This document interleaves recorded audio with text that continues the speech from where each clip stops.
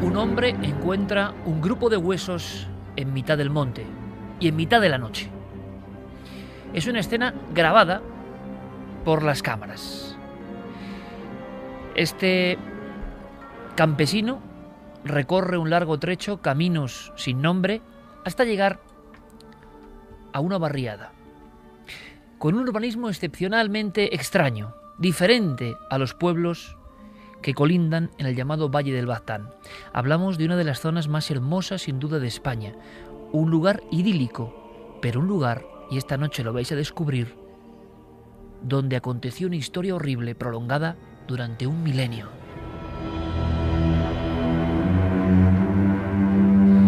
Casi como quien encuentra pruebas de algo prohibido, ese hombre del campo que ha trabajado de noche sabiendo lo que hacía con su azadón, lleva la pequeña caja de madera donde hay metido los huesos como si fuese un tesoro de otro tiempo, un tesoro con cierta memoria histórica. Las calles por las que va caminando en mitad de la madrugada son diferentes a las demás porque sobre las puertas no hay blasones, no hay recuerdos de hidalguía, no hay esa grandeza con títulos nobiliarios que se reparten por todo el Valle del Baztán. Podríamos decir que este hombre que ha encontrado los huesos en el monte está atravesando un gueto con muchos siglos a su espalda. Pero, ¿quién vivía en ese gueto antiguo? ¿Por qué ocurre esto hoy, si es que ha ocurrido así? ¿De quién son esos huesos? Hay muchos más huesos en montes del Baztán que hablan de una historia de etnia maldita. ¿Es posible que una etnia maldita, una etnia secularmente marginada, una etnia a la que se relacionaba con el maligno directamente y con pactos antiquísimos, ¿es posible que todo eso siga vivo hoy, en el 2012? ¿Es posible que un equipo se encuentre con la sensación de que el estigma no ha pasado? ¿Quiénes eran esos hombres que hoy solo son huesos en mitad del monte? Esta noche vamos a descubrirlo.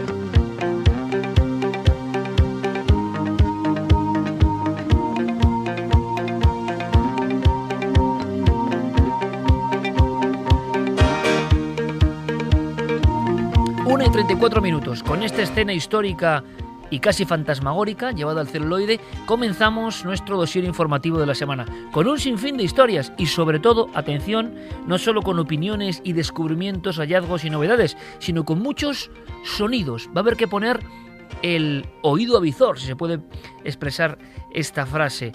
Vamos a tener que casi acercarnos a las profundidades para intentar atisbar algo que para muchos es un misterio y que para otros es pura cuestión geológica. Pero esta semana, en estos 7 días, todo esto también, como esa caja de huesos, ha surgido a la luz.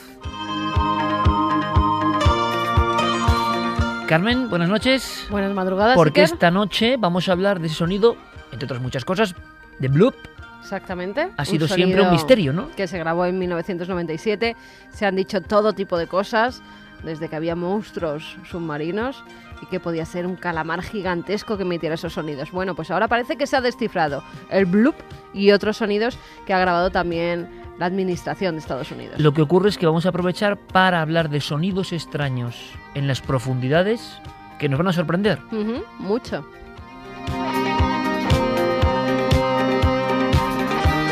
Santiago Camacho, compañero, buenas noches. Buenas noches, Iker. Estás muy emocionado con una historia que es muy actual, parece mentira, pero que para entender su esencia, también como en la primera escena, hay que viajar en el tiempo, ¿verdad? Pues sí, porque prácticamente todas las semanas contamos historias que podrían ser el comienzo de una novela, el comienzo de una película de suspense, pero pocas veces me he encontrado con historias tan cuajadas en este sentido, que parece que la novela ya está escrita. Los ingredientes: un científico obsesionado, una sociedad secreta de la que no se sabía nada hasta ahora y un manuscrito que parecía indescifrable.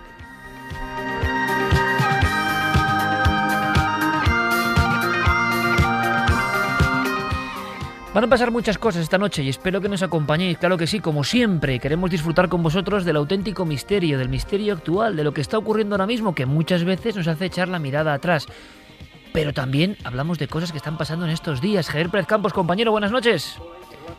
Vamos a ver si te escuchamos bien. Javier, de nuevo, buenas noches. Buenas noches. Ahora sí. Había ahí una especie de extraño mutismo. ¿Será que no quieren que hablemos de fenómeno ovni? En la franja final del programa vamos a hablar de varios casos, de nuevo, fuerzas de seguridad del Estado, y algo que te sé que te gusta mucho, porque es un caso como clásico, un caso antiguo, un caso de persecución tipo años 70, familia o una pareja aterrorizada, luz a poca distancia y pánico en la carretera. Y precisamente, Iker, en una semana en la que los medios de comunicación empiezan a decir que el fenómeno ovni se está diluyendo y que la verdad podría no estar ahí fuera. Bueno, pues aunque los medios digan que ese fenómeno ovni parece desinflarse por momentos, nosotros estamos recibiendo informaciones de última hora impresionantes. Como dices, este caso, varias personas a bordo de un coche en una carretera española son perseguidas por una extraña luz que les causa un terror impresionante. Y ahora me vas a contar cómo la Guardia Civil se ha puesto en contacto con nosotros para nuevos casos, y yo creo que va a ser la muestra, la punta del iceberg que dice que algo está ocurriendo. Como diría Carlos Murciano, algo flota sobre el mundo. ¿Y está pasando ahora? Parece que sí, pero claro, la gran noticia de la que habla todo el mundo, tenemos que opinar, tenemos que contar, la va a traer en un instante Javier Sierra, recién llegado de tierras turcas. Y claro, tiene que ver, como no, con el planeta rojo. Antes de eso, antes de presentar a Javier, nos presenta la poca información que hay, pero que tanto está dando que hablar. Habría que hacer una búsqueda de Marte, noticias de Marte, nombre Marte o Mars, a qué nivel ha llegado, ¿no? Imagino que a los primeros de las búsquedas mundiales. ¿Por qué? ¿Es la historia de un rumor o hay algo más que un rumor? ¿Va a ser una cosa que se quede en una piscina vacía, es decir, que no haya hilo del que tirar, o realmente estamos a las fronteras, como tantas otras veces ha dicho, de una gran noticia? Bueno, Carlos Cala nos cuenta los primeros datos. Algo parece estar cociéndose en la trastienda de la Agencia Nacional del Espacio de los Estados Unidos. Esta semana ha circulado por diversos medios internacionales el rumor de que el robot Curiosity ha encontrado algo en la superficie de Marte digno, y citamos literalmente, de figurar en los libros de historia. ¿De qué se trata? Hasta este momento nadie lo sabe, pero todo apunta a unas muestras tomadas por este ingenio teledirigido y analizadas en su pequeño y sofisticado laboratorio de a bordo. Uno de los investigadores de este proyecto de la NASA, John Grotzinger, ha confirmado que existe tal información, pero advierte de que está siendo examinada a conciencia por un equipo especializado antes de darla a conocer. ¿Qué se ha descubierto en Marte? De momento solo podemos esperar.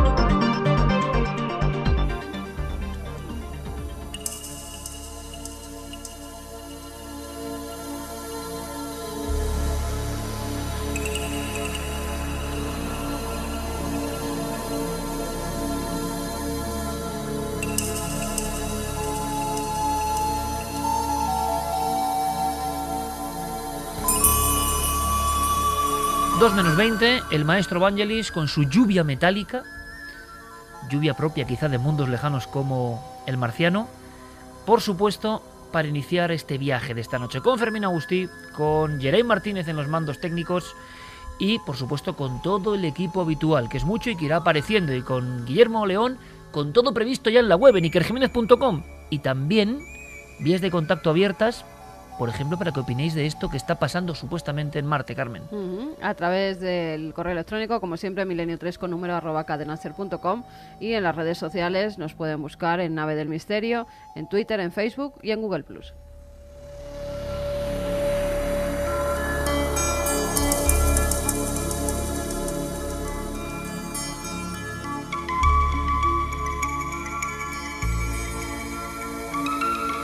Javier, compañero, buenas noches. Muy buenas noches, Iker.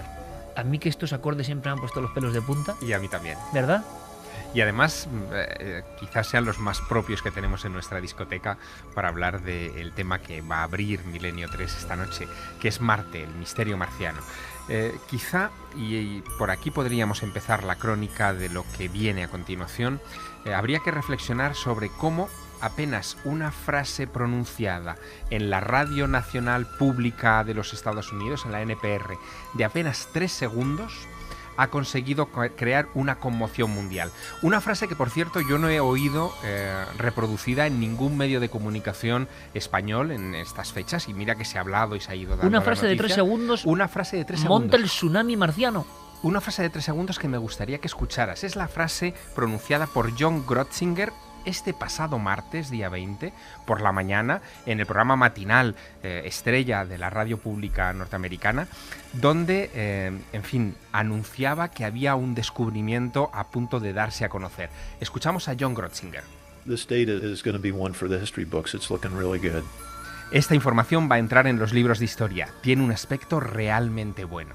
Esa es la frase que ha dado la vuelta al mundo, que ha conmocionado los cimientos de científicos y no científicos, porque de inmediato el rumor indica ¿qué demonios está pasando en el planeta rojo?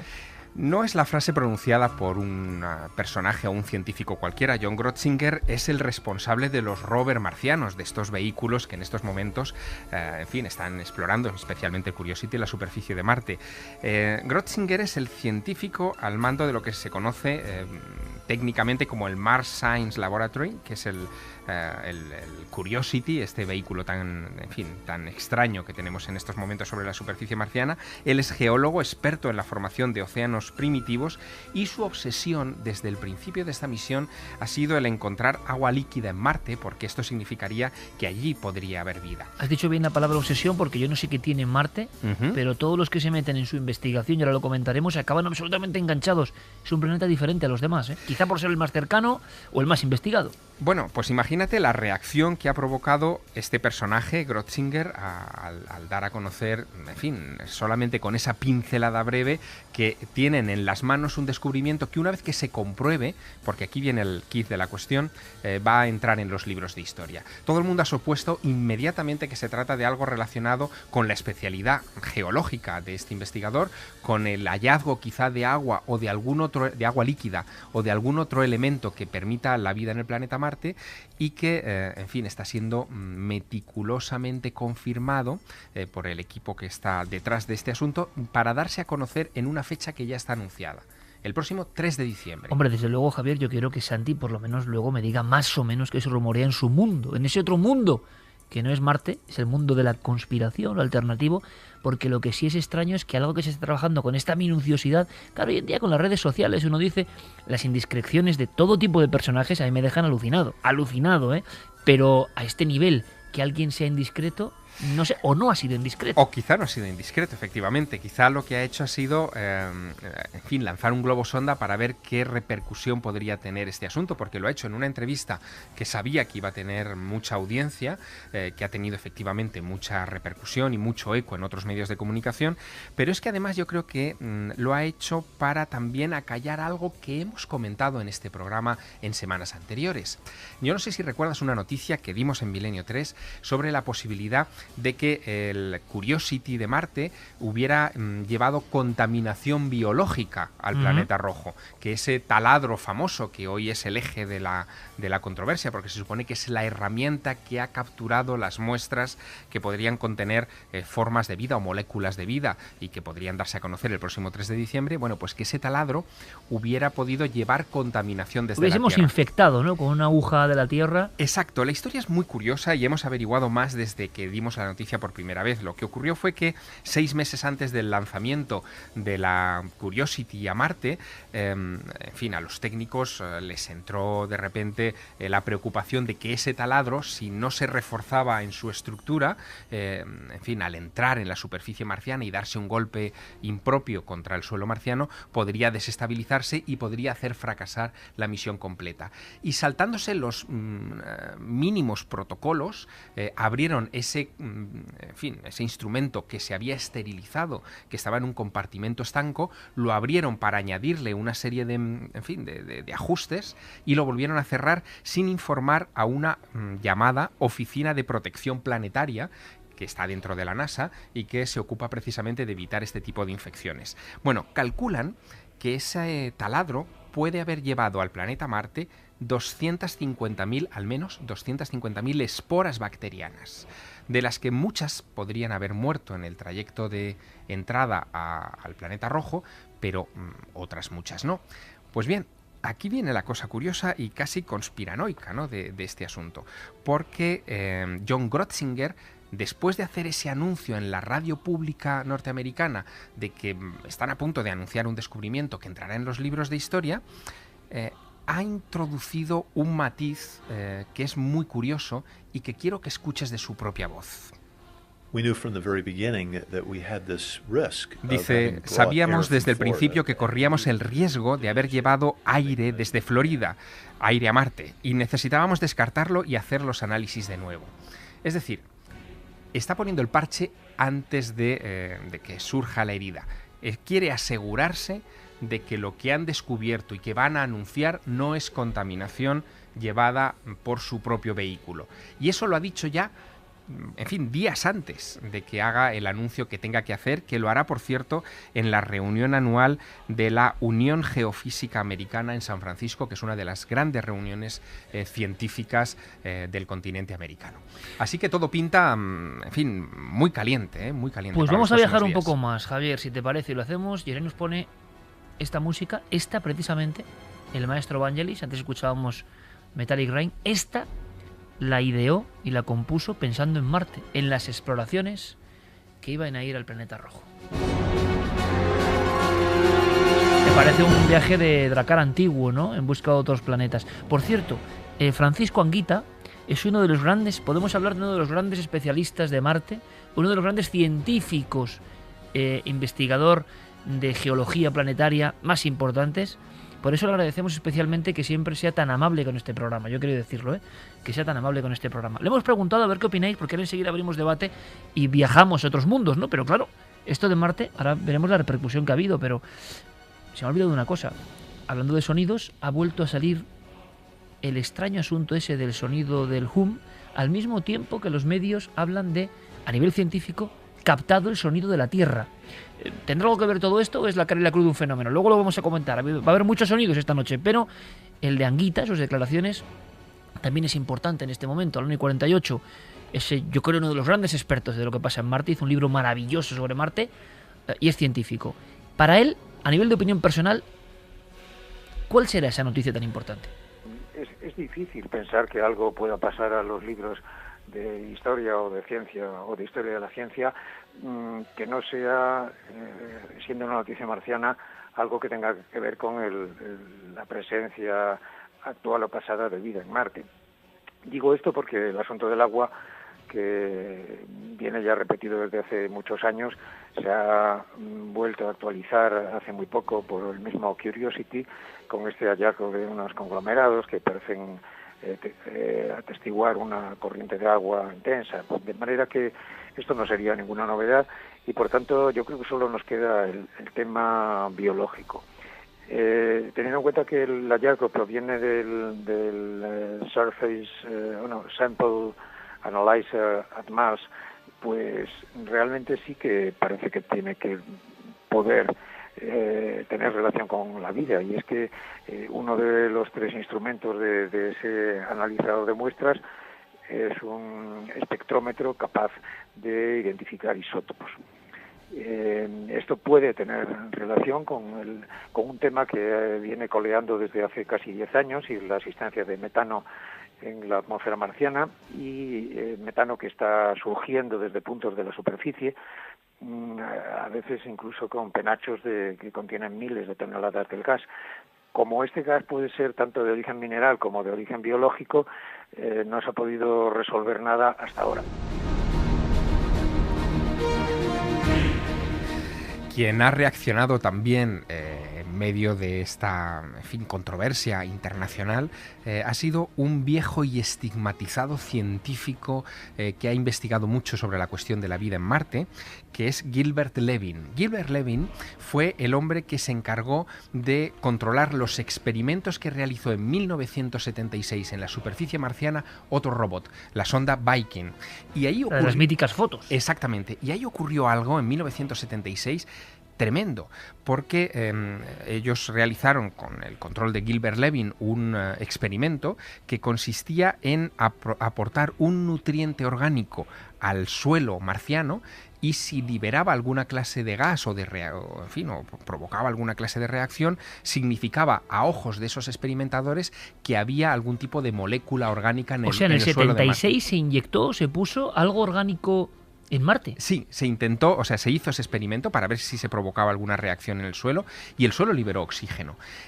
Bueno, el tema fue muy controvertido porque esas muestras analizadas de suelo marciano dieron positivo en procesos metabólicos como la fotosíntesis o la quimiosíntesis, pero pese a ello hubo una oposición frontal de todos los colegas de Gilbert Levin, que le atacaron, casi le acusaron de haber malinterpretado las pruebas, y la conclusión oficial, y te leo textualmente, fue que la Viking no encontró ninguna prueba convincente de vida en la superficie del planeta.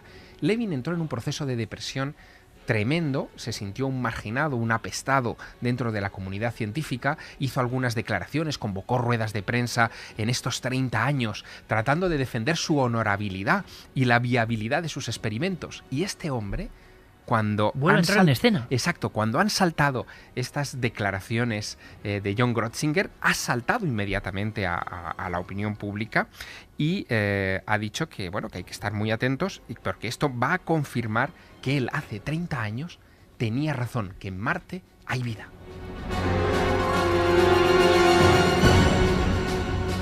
Desde luego que es un lujo contar con amigos como Javier Sierra, que tienen alma de periodista pero también de novelista, ¿no? Porque todo lo que estaba contando ahora mismo parecía una trama que uno hace un libro. Es decir, el estigmatizado de Marte vuelve a escena diciendo: yo tenía razón y de alguna forma censurasteis mis experimentos. En este preciso instante, el año 53, navegando por el mundo, la prensa, ¿qué dice, Carmen, más o menos? ¿Cómo ha expresado esta noticia? ¿Qué se ha dicho a nivel de Pues mira, hay titulares prototipos? Que dicen que es lo asombroso que el Curiosity descubrió en Marte. El descubrimiento de Curiosity en Marte cambiará los libros de historia. Marte Curiosity hace descubrimiento que cambiará los libros de historia. Es la frase que repiten casi todas las cabeceras. Luego, ¿de verdad hay vida en Marte? De verdad hay vida en Marte. Recurrente, ¿no? Vida en Marte. Habrían encontrado moléculas orgánicas. Ha descubierto Curiosity moléculas orgánicas en Marte. Santi, conspiración, factor conspiración. ¿Qué se está diciendo en esos otros rotativos, más bien digitales, y que forman ya una manera, ¿no?, global de ver las cosas? ¿Qué se está diciendo? Pues se ven las cosas con pesimismo. Se ven las cosas con pesimismo porque más que fijarse en las declaraciones de Grotzinger, se están fijando en la rueda de prensa que al día siguiente dio Guy Webster, que es el jefe de prensa del Jet Propulsion Laboratory. Básicamente, para entendernos, es la voz de la institución. Es decir, no es un jefe de departamento de la institución, sino es el que habla por la propia NASA. Y básicamente en esta rueda de prensa dijo, bueno,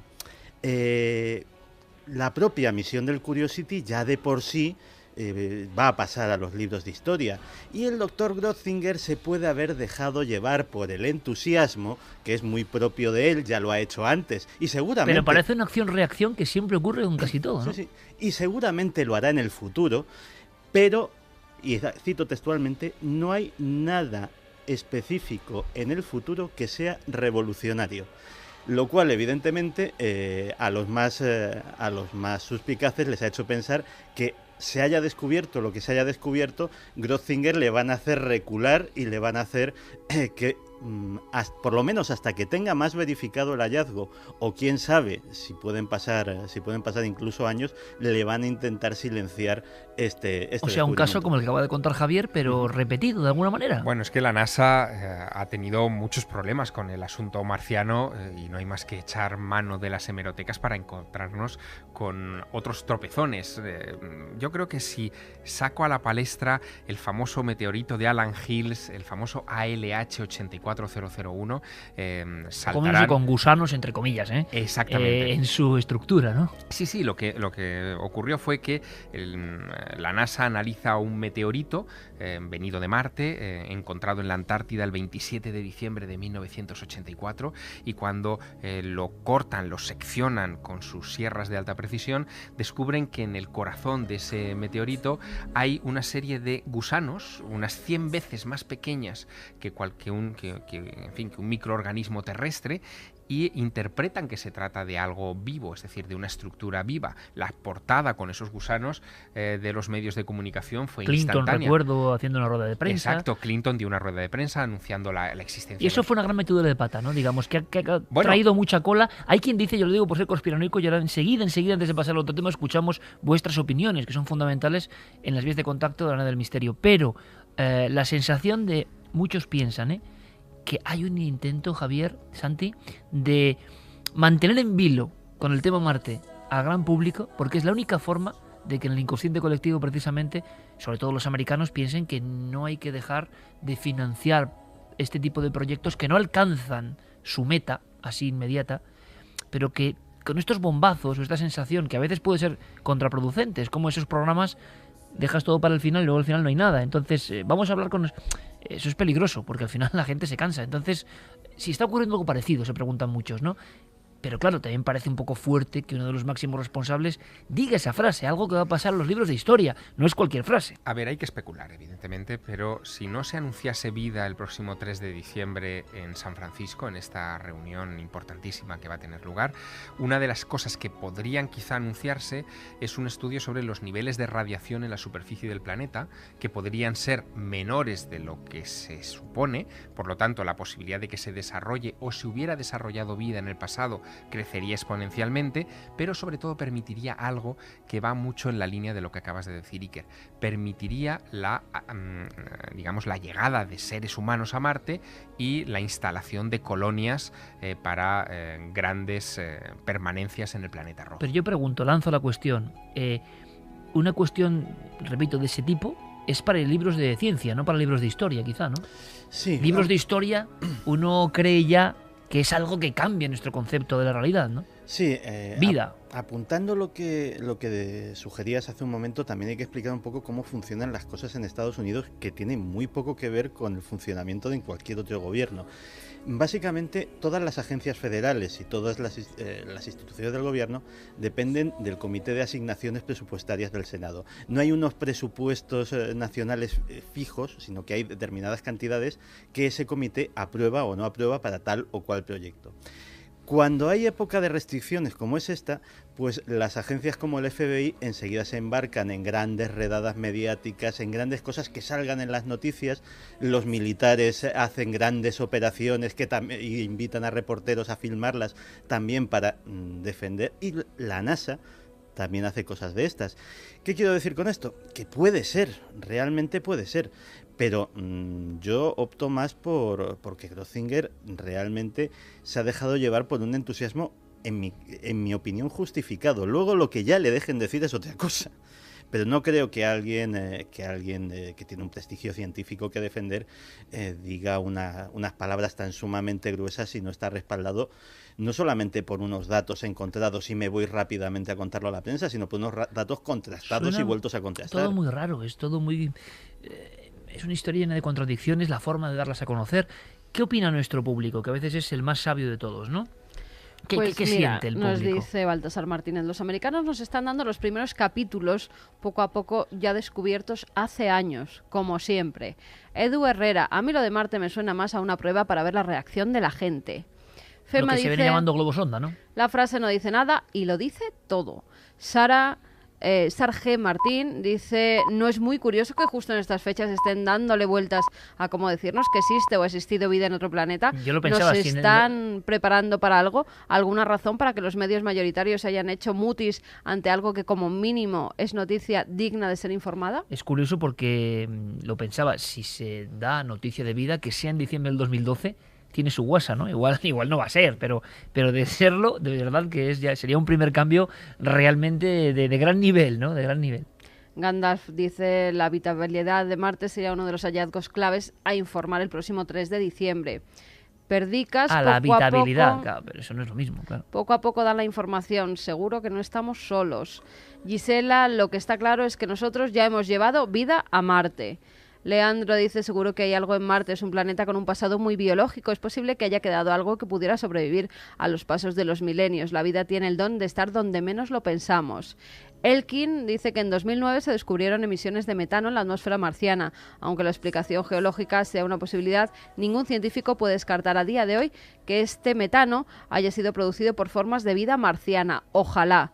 Raúl Rodríguez dice que en 50 años los humanos estamos allí viviendo seguro. Bueno, Ojo. sí. Hay una cosa que sobre lo del metano fue también la NASA reculó en ese asunto y lo calificó de un falso positivo, es decir, dijeron que luego comprobando no habían vuelto a encontrar esas trazas, con lo cual siempre hay una de cal y otra de arena, un paso adelante y otro hacia atrás en esta historia que se está convirtiendo en una constante en toda Sí, y que yo no sé si llega a aburrir a la gente. ¿En qué sentido?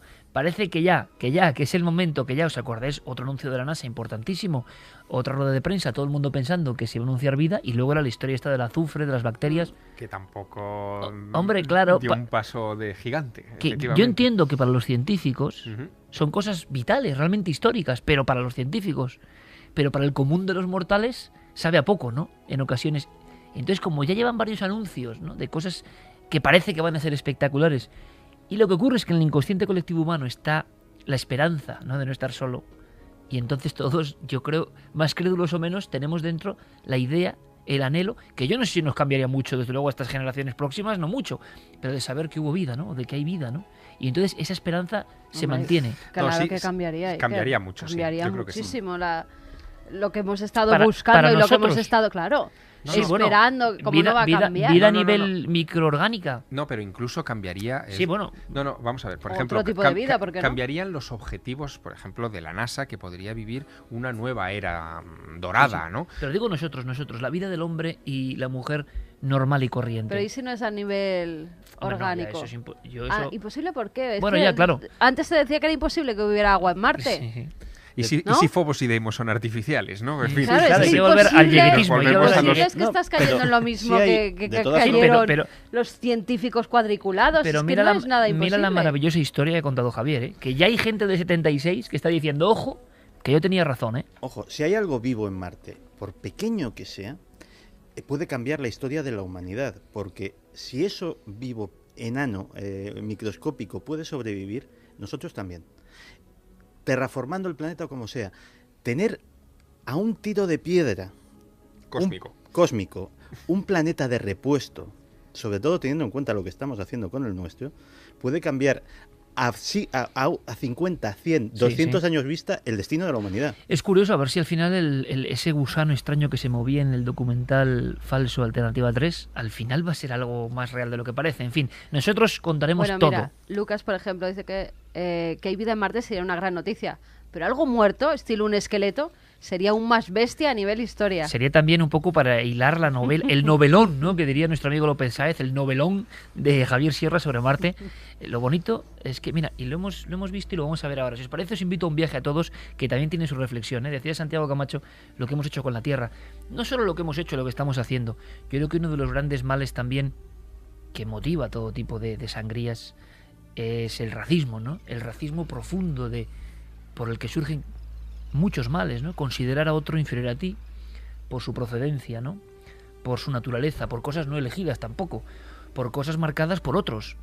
Los grandes desastres, y me da igual el color que tengan esos desastres, siempre por dirigentes o personas, a veces no dirigentes, que consideran que tienen cierta superioridad sobre los demás. Incluso en la actualidad, ¿no? Observamos en muchas capas de la sociedad ese tipo de desprecio al otro, ¿no? Y eso es una cosa terrorífica, en mi opinión. Bueno, de ahí surgen tantos males, ¿no? O sea, que el ser humano no solo ha deformado la Tierra en muchas ocasiones, sino que ha hecho lo propio y lo sabemos con sus compañeros. Pocas veces nos hemos encontrado, amigos, eso sí, con una historia como la que vamos a visitar ahora brevemente. Sí que alguna vez, ¿verdad?, hemos hablado de ella, de los personajes fundamentales. ¿A quién pertenece esa osamenta encontrada en mitad de un monte? Pero es que hay muchas fosas comunes que no son precisamente de la guerra civil, son fosas anteriores y también cuentan su olvido, su marginación. Yo creo que es la historia de racismo más brutal ocurrida en nuestro país, sin duda alguna, ¿no? Porque aquí sí que no ha habido ningún tipo de compensación. La marginación ha sido tal que me cuentan, y lo hace, vamos a hablar con él, Iñaki Elizalde, director de cine e investigador de alguna forma, que estos seres malditos, así fueron considerados, siguen de alguna forma viviendo su desgracia. ¿En qué sentido? En que todavía hoy en un valle de Navarra, el valle del Baztán, sigue existiendo esa especie de mirar por encima de quien fue agote. Esa es la palabra, los agotes. Porque los agotes siguen siendo un misterio histórico de primer nivel. Aquí a nuestra vera, lo tengo, está entre Javier y yo ahora mismo, Juan García Tienza, que seguro que nos escucha, con su forma de ser, ¿no? Y su ceño fruncido de erudito español auténtico y ancestral, guía de los pueblos malditos españoles. En ese libro, editado por Arín, toda una generación supimos por vez primera de los chuetas, los brañeros de Logrosán, los urdanos, o por ejemplo, los agotes, que quizá era lo más extraño.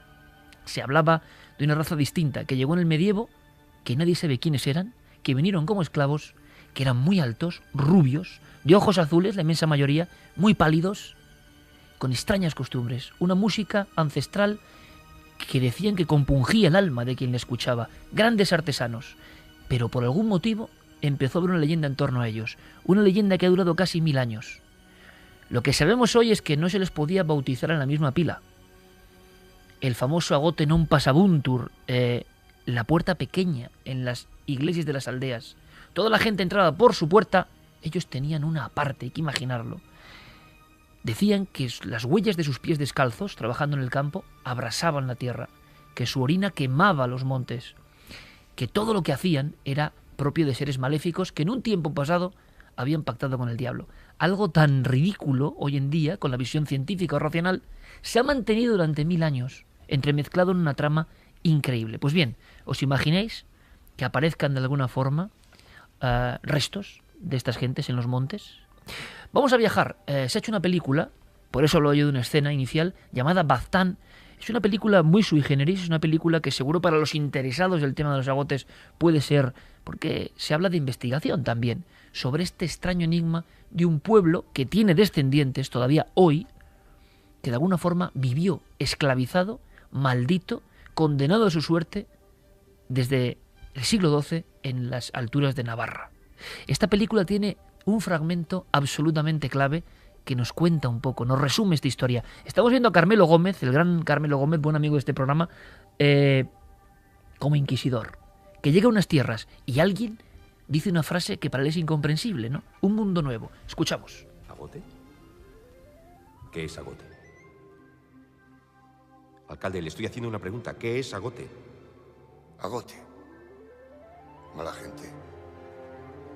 Solo traen daños, deshonra y vergüenza. Padre, ¿qué sabe vuestra merced de todo este asunto, padre? Contagian enfermedades.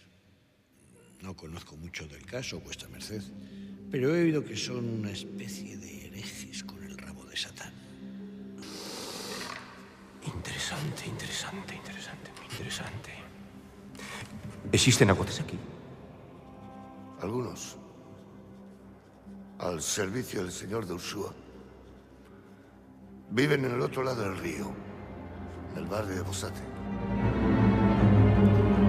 Viven en el otro lado del río, en el barrio de Bozate, barrio que existe. Y ahí las casas no son blasonadas. Ahí no hay hidalgos ni personas de linaje importante. Hay una especie de urbanismo que nos recuerda a la esencia de los guetos, que luego hemos visto en diferentes partes de la historia y del tiempo. ¿Quiénes eran? ¿De dónde venían los agotes? Llamados cagots, con este nombre en Francia, y supuestamente procedentes de algún tipo de reminiscencia de pueblos bárbaros. ¿Por qué tan melancólicos? ¿Por qué esos instrumentos? ¿Por qué esa especie de asumir lo que les estaba pasando? No podían casarse más que entre ellos. Hay que pensar lo que estamos hablando, ¿eh? Por supuesto, no podían tener, sí que eran considerados cristianos, nadie podía salirse de la norma, católicos, pero como decimos, la Iglesia era la primera que muchas veces los tenía absolutamente aparte. ¿Por qué ese mito de haber pactado con el diablo? ¿De dónde viene esto? Claro, es posible que en el 2012 esto continúe de alguna manera. En fin, vamos a descubrirlo. Vamos a hablar con el hombre que ha dirigido el equipo y la película, que ha investigado, que ha hecho una mitad película, casi mitad documental, ¿no? ¿Qué pasa hoy con esta raza maldita? La más maldita de todas las razas españolas. Nos escucha ya nuestro querido amigo Iñaki Elizalde. Buenas noches. Hola, ¿qué tal? Buenas noches, Iker. Iñaki, Baztán, un proyecto en el que te metes, ¿por qué? Porque desde luego yo creo que es la única película que ha abordado un tema tan apasionante y que, como siempre ocurre, ¿verdad, compañero? Esto seguro que si de fuera analizasen toda la historia, los documentos, lo apasionante del asunto, pues hubiese habido grandes producciones, ¿no? Tienes que llegar tú en pleno 2012 para contar al mundo lo que fue Los Agotes. ¿Por qué te metes en esto? Bueno, en principio hay unas ganas por parte de la gente del Valle del Baztán por contar algo que durante tantísimo tiempo habían guardado en silencio, ¿no? Y en un momento determinado se les ocurre la posibilidad de poder contar la historia. No saben en ese momento cuál es el camino que van a seguir, pero se ponen en contacto con un productor, que es el productor de la película, baztanés. Y bueno, pues yo lo conozco por otros motivos y en un momento determinado pues me viene la historia que a mí me llama especialmente la atención, ¿no? Por dos motivos especiales. Primero, porque es un tema absolutamente universal. Una mayoría mantiene discriminada a una minoría, pero algo que me llama muchísimo más la atención que esto primero quizás es que se mantenga oculto durante tantísimo tiempo, ¿no? Estamos hablando de casi 1000 años. Esto es lo interesante y esto es lo increíble. Tengo ahora mismo abierto el libro de Atienza, Ruta 4, Los Valles de los Agotes. Se habla de un lugar llamado Arizkun, un lugar llamado Bozate, ya para la leyenda, y de un entorno maravilloso. Pero en ese entorno idílico casi, de la Navarra alta, pasa algo que es incomprensible. Tú en la película, y sin destripar por supuesto, invitamos a que el público que quiera encontrarse con esta auténtica rareza, ¿no? de cine casi también de investigación y de verdad, porque está contando, está narrando, está denunciando una historia. Pero hay una escena que yo tengo interés en saber qué puede haber de cierto, ¿no? En un momento dado parece que hay pistas en los montes, ¿no? O rastros en los montes, o incluso huesos en los montes. ¿Esto ha ocurrido en alguna ocasión? ¿Te habían comentado a ti, Iñaki, en alguna ocasión algo parecido? Porque tendría cierto sentido, ¿no? Podían ser restos de otra época, cuando los agotes ni siquiera se podían enterrar en el cementerio parroquial. ¿Esto ha pasado en alguna ocasión? Hombre, la película plantea una línea un poco de búsqueda y un personaje que efectivamente está buscando en los enterramientos de los montes algo que no se especifica, que pudiera estar directamente relacionado con los agotes o también de alguna manera con la memoria histórica, cualquier tipo de memoria histórica. Es decir, yo creo que cualquier cosa que no quede clara de nuestro pasado es necesario poder estudiarla porque siempre va a haber alguien que va a necesitar esa verdad, ¿no? Pero sí que es verdad, como tú decías, que bueno, pues entre otras cosas a los agotes no se les permitía entrar en la iglesia por la misma puerta que entraba el resto de los católicos. Tenían una puerta aparte, se sentaban dentro de la iglesia también en un espacio aparte. Si iban a ser bautizados utilizaban otra pila bautismal que todavía se conserva en un jardín allí en el propio Arizkun. Y lo que, bueno, pues a nosotros, me refiero a Michel Gaztambide y a mí, que somos los guionistas de la película, nos pareció más curioso, ¿no? No se permitía enterrar a los agotes en el mismo cementerio que se enterraban al resto de la gente del Baztán. Por lo tanto, bueno, los enterramientos de alguna manera del arca o eran paralelos al cementerio pero al otro lado de la tapia o en los montes, ¿no? Y bueno, pues dicho con palabras de la actualidad, pues los montes están llenos de fosas comunes. Es verdad que eso es impactante porque te conecta directamente con una historia, como tú decías, casi milenaria, una historia de racismo o algo más que racismo incomprensible, porque, claro, ¿qué queda de los agotes hoy? Iñaki, esa sería un poco una parte de la investigación que nos interesa. En la película, y tampoco hay muchas más pistas, pero hay una especie de constante referencia, ¿no?, a algo que está ocurriendo, el trabajo de un equipo que se encuentra en su labor artística con un enigma que muchos quieren silenciar. ¿Ese silencio en torno a los agotes, esa vergüenza o esa estigmatización continúan hoy? Bueno, hay una verdad que nosotros nos encontramos y comprobamos, o sea, a mí no me cabe ninguna duda, y es que el tema de los agotes es un tema que en la actualidad existe. Hay un diálogo entre el propio Carmelo Gómez en un momento de la película, cuando le pregunta a un concejal, ¿no? Pero los agotes, el tema de los agotes sigue existiendo, y el concejal le dice, sí, pero no es lo mismo. Pero se sabe quién es agote y quién es no, le dice Carmelo. Y el concejal le contesta, sí, se sabe. Y Carmelo acaba diciendo, sí, pues entonces si se sabe es que está, ¿no? Cuando íbamos a Bozate, y los días que rodamos en Bozate, pues siempre fueron días con cierta tensión, ¿no? Hay un tema que se ha mantenido a lo largo del tiempo. Los abuelos todavía recuerdan que cuando eran niños, los abuelos agotes, el resto de los niños les tiraban piedras para que no pudiesen entrar en la escuela, o todavía recuerda alguno como, bueno, pues los propios agotes iban a las fiestas de Arizkun a tocar el chistu para que el resto de la gente pudiese bailar, pero a ellos no se les permitía poder bailar o poder relacionarse con gente del propio pueblo. Por lo tanto existe, y eso existe hasta que llegamos nosotros, eso seguía existiendo de alguna manera, ¿no? Nosotros siempre quisimos proponer la película de una manera conciliadora, pero en la actualidad todo el mundo sabe quién es agote y quién es no. En los años 50, por lo tanto, años 40, esto pasaba.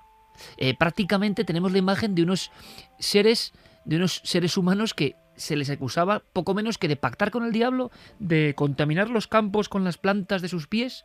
Estos son documentos reales, ¿no? Que han pesado mucho sobre esa zona de Navarra. Sí, en el siglo XV, siglo XVI se le pide al Papa, bueno, porque en definitiva eran tan católicos como el resto, y bueno, pues hay un intento, bueno, pues se normalice su situación. El Papa de Roma pide a las Cortes de Navarra en ese momento que efectivamente se normalice la situación. Las Cortes de Navarra, hay dos escritos a principios del siglo XVI para normalizar la situación, pero siempre en el espacio físico, en un espacio que siempre históricamente ha tenido 8.000 habitantes, que de los cuales la cantidad de agotes podían fluctuar entre 200 y 400, independientemente de las órdenes que pudiesen venir tanto del Vaticano como de las Cortes de Navarra. Todo eso se mantuvo prácticamente hasta nuestros días, ¿no? Y bueno, pues insisto en lo que a mí más me llamó la atención, que es el hecho de que todo el mundo sabe quién es agote y quién es no. La gran pregunta, Iñaki, es este racismo, esta discriminación es diferente a otras, porque a los agotes se les considera poco menos que malditos, en el sentido de haber trazado eso, algún pacto con lo maligno tiempo A, ¿no? Y esa mancha no se ha marchado, no es porque profesen otra religión, que hayan sido perseguidos como ocurrió con tantos otros grupos, ¿no? Y sigue pasando.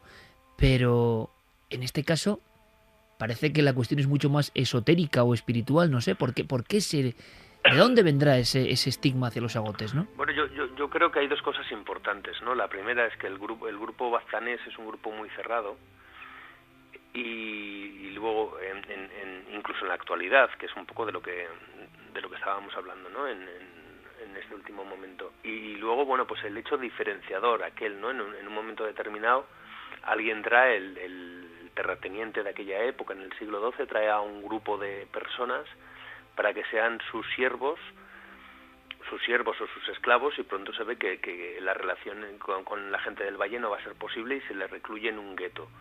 Entonces yo creo que más que el hecho específico de creerlos, bueno, pues seres poco vinculados a aquellos seres humanos que habitaban el valle, yo creo que lo especial de todo el tema es que efectivamente empezó así, estamos hablando de la Edad Media, y de alguna manera curiosísima se ha seguido manteniendo hasta nuestros días, ¿no? O sea, efectivamente no hablan de que por aquellos espacios donde ellos pisaban no volvía a crecer la hierba, etcétera, etcétera, pero todo eso de alguna manera y curiosamente después de tantos años sigue quedando. ¿Queda alguna marca, algún recuerdo en piedra de los agotes hoy? ¿Queda algo de ese Bozate que puede recordarnos directamente historias del pasado? Hombre, de Bozate queda algo que es muy impactante. Todas las casas del valle que siguen un poco el modelo arquitectónico vasco, que son los caseríos en 3 plantas, donde en la planta de abajo vivía la ganadería, en la planta del centro vivía la familia que se calentaba con la ganadería de la parte de abajo, y en el Sabay, que era la parte de arriba, pues se guardaba un poco la comida para unos y para otros. Tú cuando entras a Baztán, prácticamente todo es así, la estructura arquitectónica es así hasta que llegas a Bozate, y en Bozate, bueno, pues ves una suerte de irregularidad arquitectónica. No se les permitía a los agotes tener tierras ni ganado, bueno, pues vivían de alguna forma tal y como podían, haciendo con barro, construyendo sus propias viviendas, y eso sigue reflejado porque no por mucho que se haya podido transformar, se ha tenido que de alguna manera utilizar esa arquitectura que viene pues de hace siglos, ¿no? Y parece que estás, bueno, pues en otro espacio absolutamente distinto. Un poco uno de los primeros guetos de la historia, ¿no? Para una raza maldita. Y ha habido polémica, por cierto, Iñaki, con la película, con la filmación. ¿Cómo ha sentado esto en Navarra y en el Valle de Baztán? Era una de las cosas, después del estreno del Festival de San Sebastián, que más me preocupaban, entre comillas, es decir, viene un señor de fuera a hacer una historia que nos toca tan de cerca, cuenta, bueno, una historia en una película que no tiene un planteamiento narrativo habitual, y bueno, pues a ver cómo podía ser recibida, ¿no? Y yo, bueno, pues Unax Ugalde siempre habla desde el principio, además, desde que vio la película, de conciliación, ¿no? De sonrisa. Es un tema terrible, es un tema, bueno, sobre todo su personaje sufre mucho a lo largo de toda la película, pero sin embargo te queda un poco el hecho de la necesidad de partir de la idea de todos vivimos en un mismo barrio de vecinos, debemos intentar por encima de todas las cosas llevarnos bien, ¿no? Y esa sensación de conciliación, bueno, nos ha pasado esto a lo largo de todo el tiempo, nuestros hijos ya lo vivirán de otra manera totalmente distinta, y las cosas se pueden llegar a superar, aunque hayan tardado tantísimo tiempo. Es un poco la sensación que tengo, Iker, y es una sensación sincera. Una sensación de decir, bueno, pues hemos hecho algo que ayuda a que se entiendan. Ojalá se entienda gente que ha sido vecinos toda su vida. Y separados durante 1000 años, ni más ni menos. Pues de verdad que solo por eso la labor merece la pena, y invitamos a nuestro público interesado también, cómo no, en estos temas de nuestra historia desconocida, a que se sumerjan en Baztán, esta película de Iñaki Elizalde, a quien agradecemos muchísimo haber aportado de verdad cosas distintas y que incluso no conocíamos, y que nos dan una perspectiva nueva sobre un tema tan viejo, ¿verdad? Tan eterno. Iñaki, muchísimas gracias y mucha suerte, de verdad. Gracias a vosotros. La historia no contada.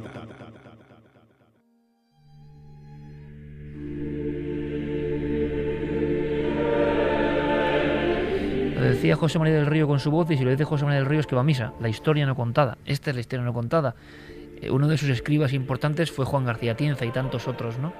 No sé qué os ha parecido. A mí, que yo me he interesado por el tema de los agotes, que he rodado por esas tierras, que hoy este equipo haya detectado todo eso, me sorprende. La historia de abuelos, hablamos años 50, apedreados por los otros niños porque los consideraban descendientes de los agotes, demuestra mucho de lo que es el género humano, Yo creo que una clave interpretativa para esta historia, y que podríamos utilizar como hilo de Ariadna para llegar a la identidad, al porqué de esa inquina contra los agotes, tiene que ver con el escrúpulo religioso. Ha salido mucho en la conversación con el director de la película, este detalle de que los bautizaban en una pila distinta a la de la parroquia, que sigue allí, o entraban al templo por una puerta o por una portezuela distinta. Está indicando que hay un separatismo que viene de la institución más importante del periodo en el que surgen los agotes, que es la Edad Media. Estamos hablando en torno al año 1000 más o menos, ¿no? 1000 y poco. Bueno, hay un observador de la naturaleza hispana muy agudo, que es Pío Baroja, el gran Pío Baroja. Este hombre escribió en 1935 un libro que se llamaba Las horas solitarias. Era una especie de cuaderno de viaje. Él recorrió toda la península ibérica, pero especialmente las tierras del norte, las suyas, y hace un retrato de cómo son las gentes de los vivía distintos lejos de los lugares. agotes, ¿eh? No, Vera no. de Vidasoa, no vivía lejos. Exactamente. Bueno, pues Pío Baroja llega a identificar de alguna manera a los agotes con los cátaros. Es decir, que son descendientes de los cátaros, que el origen de esa animadversión en toda la zona, no solo de Navarra, también de Aragón, también de Cataluña. ¿Y de Francia? También de Francia. Sí, señor, era un dato olvidado y que aparece también en Julio Caro Baroja, otro gran... La posibilidad de, ni más ni menos, no veas con los pelos de punta, grupos de cátaros que han huido de la quema. Exacto. Grupos de cátaros que además, fíjate, ha salido en la conversación también un detalle muy curioso. Hay pocos documentos históricos relativos a los agotes.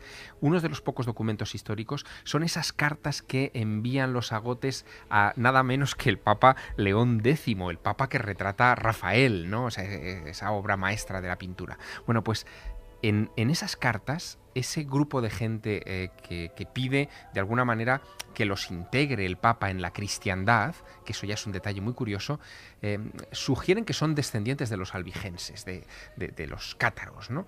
Por lo tanto, quizá ahí es donde encontremos la raíz para descifrar este misterio. Que si podemos resumir cátaros sería muy difícil, ¿no? Pero esa gente que se separó de la doctrina de la Iglesia, una Iglesia más pobre, más auténtica, poco dada a los vicios que estaba viendo en la Iglesia y que fueron exterminados, por resumir muchísimo, en Montsegur. Eso es, y con teorías o con planteamientos religiosos muy extremos. Ellos negaban la divinidad de Jesucristo, la virginidad de la Virgen María. En fin. Permitían a la mujer estar en los ritos, digamos. Absolutamente. Es decir, era una herejía brutal, Carmen. Hay todo tipo de teorías sobre de dónde vienen los agotes. Incluso dicen que hay documentos desde el siglo XIII, desde 1288, que ya hablaban de ellos. Pero historiadores han llegado, muchos de ellos, a la conclusión de que podían tratarse de leprosos, que en un momento dado esos leprosos hubieran sido apartados de la sociedad y entonces ya tanto ellos, al ver que esa enfermedad no era real por algún tipo de característica que tenían en la piel, no era la enfermedad, sino era algo dermatológico. Pero muy que esa interesante. enfermedad no se desarrollara y tanto ellos como sus hijos como sus nietos hubieran estado ya por siempre como apestados, como socialmente apartados ante ese miedo de que la enfermedad pudiera surgir y se le pudiera pegar a los otros. Cuestión religiosa, como decía Javier, y muy interesante, cuestión científico-médica, porque si os dais cuenta, incluso en el fragmento de la película, se hace alusión a que causan enfermad. Causan enfermedad en el campo y en las personas. Y eso que genera un miedo tremendo también en esos tiempos, ¿no? Se decía que olían mal, que traían enfermedades. Algunos decían que venían de Siria y que traían enfermedades de allí, Claro, que eran teorías diferentes. de todo tipo. Es que había... Uno de los grandes enigmas que poco se ha tratado, incluso hay alguna novela, ¿no? Pero poco, y lo tenemos en España, ¿no? Es que este país, para un etnógrafo, para un zoólogo, es un museo, para un botánico, es un museo. pero para un etnógrafo... Pero no nos damos mucha cuenta, ¿eh? O sea, tiene que venir alguien de fuera para hacer la gran novela del agote, porque esto hace un Romeo y Julieta, o sea, el agote, que habría muchos que seguro agotes y no agotes intentaron casarse, huir de esa inmundicia, ¿no? Lo que peor se veía precisamente era que pudiera haber algún tipo de matrimonio. Exactamente. Es decir, quizá eso también es el origen de algunas de estos problemas que apuntaba Carmen, ¿no? Es decir, al ser endogámicos, podía haber una degeneración genética que provocara malinterpretaciones a ese respecto. Pues lo que iba a decir, que este país para un etnógrafo es un campo inacabable, porque una de las cosas que no sabemos es que en España hay razas. Hay varias razas, bastantes razas. No solamente estamos hablando de los agotes, están los vaqueiros de alzada. Los vaqueiros de alzada. Están los pasiegos. están los mercheros, que los mercheros es un enigma también insondable, que han convivido en nuestras ciudades al lado de los gitanos, en una posición muy difícil, sin ser ni payos ni gitanos, que muchos piensan que son antiguos moriscos que sobrevivieron a la expulsión y que se dedicaron a la vida nómada y así han ido viviendo con nosotros. Santi, los chuetas, brañeros de Logrosán, bueno, se mencionan. Si alguien quiere saber más, la película es Baztán, y luego si quiere alguien investigar, Julio Coro Baroja hizo algunos libros impresionantes. Hay alguna estudiosa italiana que hizo algún libro de agotes impresionante. Lo dicho, ¿no? Tiene que venir de la Universidad de Bolonia, pasarse 10 años y decir, este es el caso más increíble de la historia. El caso de, o sea, la descripción de Bozzate o cómo tuvo que ser ese gueto es como un poco Auschwitz si uno lo piensa, ¿no? Gente que no podía relacionarse. Y sobre todo recomendamos la guía de los pueblos malditos españoles, ¿no? Para tener los primeros datos. Fíjate, pero como te digo, Santi, es que este caso están otras etnias o razas o como quiera llamarse, se fueron esparciendo, pero es que quedó un barrio físicamente al otro lado del río de los malditos, que eso nos parece, o sea, no ha ocurrido en otros casos, ¿no? Además hay cosas curiosas, por ejemplo, en un juicio el testimonio de 7 hombres libres equivalía a 30 agotes. Tenían que llevar siempre una marca roja para distinguirse de los otros. Además de cuando entraban a algún pueblo o algo, tenían que ir sonando una campanilla para que supieran que un agote había entrado en ese pueblo. Sí, señor, y la pata de oca muchas veces. Claro, la pata de oca... a veces real, ¿eh? Sí, clavada directamente. A veces la llevaban colgada, pero eso porque se decía que siempre se estaban lavando porque olían muy mal y entonces lo relacionaban con las ocas que siempre estaban en el agua, como los agotes que también siempre estaban en el agua para quitarse ese mal olor. Y luego hablaban de la hermandad de la oca y del simbolismo de la oca. Y sin embargo eran unos grandísimos artesanos, como antes has dicho, constructores, se les atribuye la edificación de algunas iglesias importantes e incluso algunos los vinculan, recuerdo a Luis Charpentier, por ejemplo, en El misterio de Compostela, que es otro gran clásico. ¿Habla de agotes? Sí, menciona muy por encima la posibilidad de que estos agotes fueran los transmisores del arte gótico. De hecho, el propio nombre, agote, tendría que ver con gótico o con godo, por lo menos, ¿no? Tienes una gran novela ahí también, no me digas sí, que sí, esta historia... Totalmente, o sea, claro. A mí me ha pasado muchas veces, ¿no? Y lo he contado, por ejemplo, ahora, y quizá lo hayáis notado en otros lugares, ¿no? Pero todo lo que ha sentido ese equipo, yo lo he sentido en otro de los pueblos. El concepto pueblo es muy amplio, ¿no? Etnia, raza, región, hay muchos elementos. Pero yo lo he notado en las Urdes, lo digo abiertamente. No quizá en los últimos viajes, una década de viajes, pero en el año 90, cuando yo empecé a viajar a las Urdes, esa sensación de querer mantener el silencio de lo nuestro es nuestro y esto no sale, a nivel de encuentros con lo extraordinario, apariciones, tú lo has vivido también, en viajes en mediados de los 90 a las Urdes, que ahora dices, bueno, las Urdes están maravillosas, ¿no? Pero había una sensación de haber sido marginados en un entorno y considerados algo aparte, brutal, brutal. En fin, los agotes, su misterio, su enigma, luego me gustaría saber qué opiniones puede haber, pero mucha gente, tan joven como Javier Pérez Campos, por ejemplo, me imagino, puede que sea esta noche la primera que oyen hablar de los agotes, ¿no? Y la sensación de que es un tema que nosotros ya conocíamos, que es uno de los clásicos un poco marginados de la historia de España, pero que claro, que son increíbles, ¿no? Que uno no se lo puede creer que esto haya pasado en un valle de Navarra, seguramente en una de las zonas, qué curioso, con mayor renta per cápita, no ahora, sino históricamente, quizá el clasismo, la cuestión del excesivo apego a lo que significan los títulos, yo qué sé, ¿no? En la antigüedad, esa importancia, en mi opinión sincera, absurda y una de las grandes mentiras de la historia, ¿no? Que alguien sea más que otro por no sé qué títulos, ¿no? Bueno, pues eso se ha mantenido allí de una forma muy firme, ¿no? Yo tengo además buenos amigos por la zona que me han hablado bastante de todo este tema y me hablaban, por ejemplo, de una frase que es todavía recordada en el barrio de Bozzate, que es al agote garrotazo en el cogote, ¿no? Que es un poco el reflejo del trato que se daba a estas personas. Y volviendo un poco al origen... Es que, hombre, y lo acabamos de saber cuando nos cuenta el director de cine, que los abuelos agotes que quedan, que se sabe que son agotes, recordaban ser apedreados en la escuela. Y volviendo al origen, que precisamente se creía todo esto de que pudieran llevar la lepra y por eso eran marginados posiblemente por ese tema de la salud, es que también se hablaba, por lo que yo leí en varios lugares, en varios sitios, de que podían ser personas que venían de Francia, delincuentes de Francia, que habían sido refugiados en esos lazaretos donde los leprosos eran atendidos por las personas que cuidaban de esa enfermedad y de esa forma trajeron la lepra, según lo que decían algunos estudios del tema, a España. Y de ahí ese miedo a mantener un contacto directo con estas personas. Y fijaos qué temazo hemos puesto a disposición de todo el mundo como nuestra obligación, ¿no? Y qué implicaciones más duras tiene de la mente del ser humano, ¿no? De la mente del ser humano, sobre todo con el que considera más débil, ¿no? La eterna historia, siempre. Bueno, pues 200 o 400 agotes llego a ver en la máxima expansión demográfica. O sea, pobre gente, ¿no? Pobre gente. Esta película cuenta, por ejemplo, la historia de 2 agotes que tienen una niña, ¿no? Y que tienen que esconderla. O sea, es una cosa increíble, pero cuántas cosas así habrán pasado y no sabemos prácticamente nada. Por eso empezábamos esta noche con unos huesos en el monte y con gente. Por lo menos ahí lo filma, puede quedar en la ficción o no.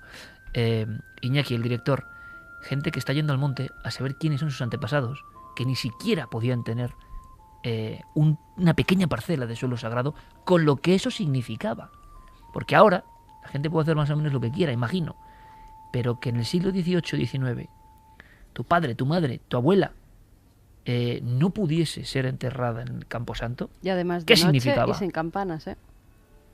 Tenían que enterrarlos de noche y no podían anunciar que se había muerto, como hacían con otros vecinos con las campanadas de la iglesia. Bueno, es un tema impresionante. Nos hemos metido, como bien dice el sabio Santiago Camacho, etnografía pura, antropología, misterio, y esta media hora la hemos utilizado porque creemos que es un tema brutal. A raíz de una película os contamos esta historia. Ahora, Yeray, vamos a cambiar a un mundo más cósmico, más oceánico. Hablamos de sonidos, hablamos de historias, hablamos de maravillas y ya está con nosotros, creo, nuestro querido amigo Diego Marañón, porque empezamos con noticias, pero escuchado un poco, ¿no? Para una ola, ¿no? Que nos limpie un poco el alma después de esta historia tan oscura, por desgracia. Esto es Oceanic, del maestro, como no, Vangelis.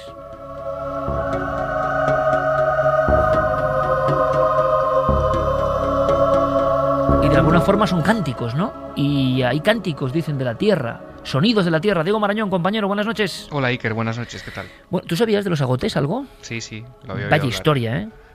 Alucinante. Impresionante. Y además tengo aquí cerquita a Los Pasiegos, que también es otro pueblo de estos olvidados y perdidos. Sí, señor. Y sí, la verdad es que es muy interesante. Aunque yo creo que los pasiegos del Valle del Pas, que es otro... Qué curioso, Valle de Baztán, Valle del Pas, y seguramente serán dos de los paisajes más impresionantes de nuestro país y de Europa. O sea, han ocurrido estos sitios a veces y las urdes, en lugares de una belleza y de una sensación agreste brutal, ¿no? Y que eso, vamos, pasiegos. También, eso desde luego. A ver si vamos por allí pronto, Diego, porque Cantabria es un lugar con tanto misterio, pero el misterio nos lleva a sonidos. Toda la prensa mundial, y lo hacemos en crónica rápida, luego volveremos a conectar contigo, Diego, para hablar de sonidos de las profundidades, pero esta semana en toda la prensa mundial, como ya pasa habitualmente, sea cierto o no, se ha hablado de un sonido que, si quieres, lo escuchamos un poco y luego nos comentas qué es. Es un videoaficionado supuestamente grabando algo en Argentina, ¿no? Sí, es un videoaficionado de la ciudad de Comodoro Rivadavia que el pasado 14 de noviembre de 2012 grababa esto en el patio de su casa.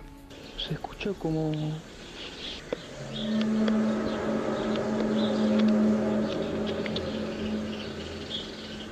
Espero que en el video se esté escuchando esto porque no sé si está saliendo o no. Pero se escucha como trompeta, no sé ni bien.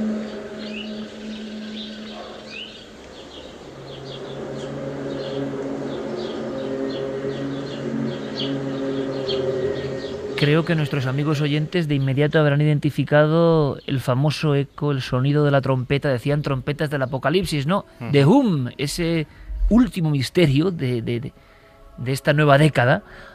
Y que ha hecho correr ríos de tinta. Esto se ha reproducido por todo el mundo. ¿Cuál es la verdad, Diego? Pues efectivamente es una noticia que corría como la pólvora, sobre todo en la prensa de Argentina. No ha habido diario digital en el que no se haya reproducido. Y como digo, se supone que era una grabación que se había obtenido esta semana en esa ciudad, en Comodoro Rivadavia. ¿Cuál es el problema? Sería una grabación estupenda de ese zumbido si no fuera porque es absolutamente falsa. El problema es que tenemos una grabación anterior de la que ya hemos hablado en Milenio 3, incluso también en Cuarto Milenio. Se obtuvo en Kiev, en Ucrania, el 11 de agosto de 2011 y casualmente, o no tan casualmente, es el sonido, digamos, la banda sonora de ese vídeo original es el que se ha utilizado superpuesto en este nuevo vídeo en Argentina, hasta tal punto que los pájaros o los animales que se escuchaban en el vídeo de Kiev se escucha exactamente los mismos sonidos en el de Argentina. Un ejemplo es este pequeño corte que ponemos, Iker.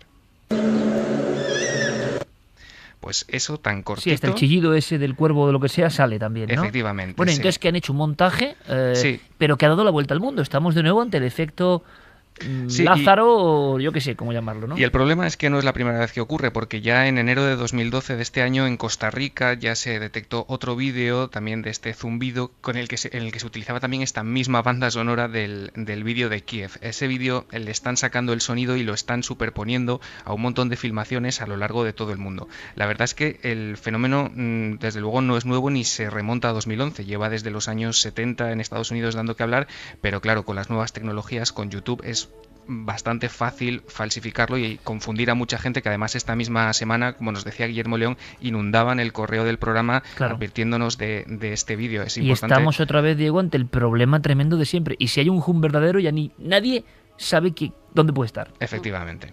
Hay además otra cosa muy curiosa, porque en la prensa digital argentina esto se ha acompañado de comentarios sobre las trompetas del apocalipsis. Recordemos también que nos estamos acercando a diciembre de 2012 y por lo tanto este tipo de noticias que podrían pasar por una broma, por una cosa menor, etcétera, de repente adquieren notoriedad precisamente por el momento en el que nos encontramos y hombre, yo creo que todavía nos quedarán algunas más por escuchar en estos próximos días. Estamos, Javier, pensando en el público que sabemos más o menos que nos sigue, ¿no? Y que tiene cierta preparación, yo creo, y cierta forma de estar, pero en personas muy impresionables o con creencias muy fuertes, ciertos pueden llegar a escuchar realmente una trompeta que es sobrecogedora en su sonido, ¿no? Y claro, no sé, generarles cierta angustia, ¿no? Todo esto, en las fechas en las que estamos. En fin, ya aquí es un mare magnum. Cualquier noticia tiene que ser puesta en tela de juicio.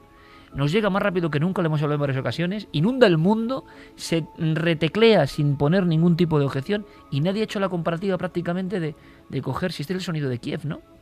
A mí es que, y mira que llevo años en esto de Internet, no deja de maravillarme por qué hace la gente determinadas cosas. Y no se gana dinero. Gente con talento a veces, Sí, o sea, gente que incluso... tampoco se gana notoriedad propiamente dicha, porque siempre el autor de estas cosas termina anónimo. Fíjate, es absolutamente esperpéntico, pero es que no dejó de llamarme la atención. Huracán Sandy, calles de Nueva York.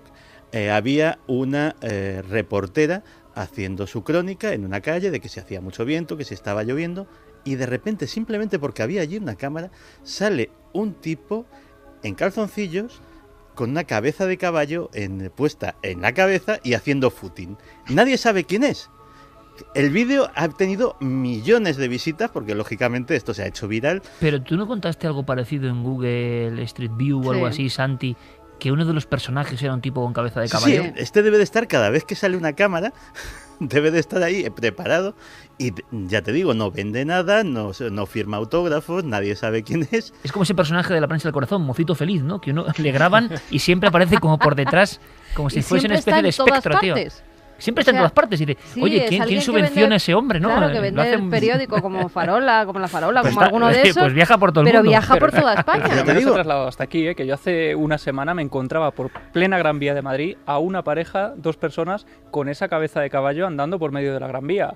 Y no había cámaras ni había nada, iban andando de la mano.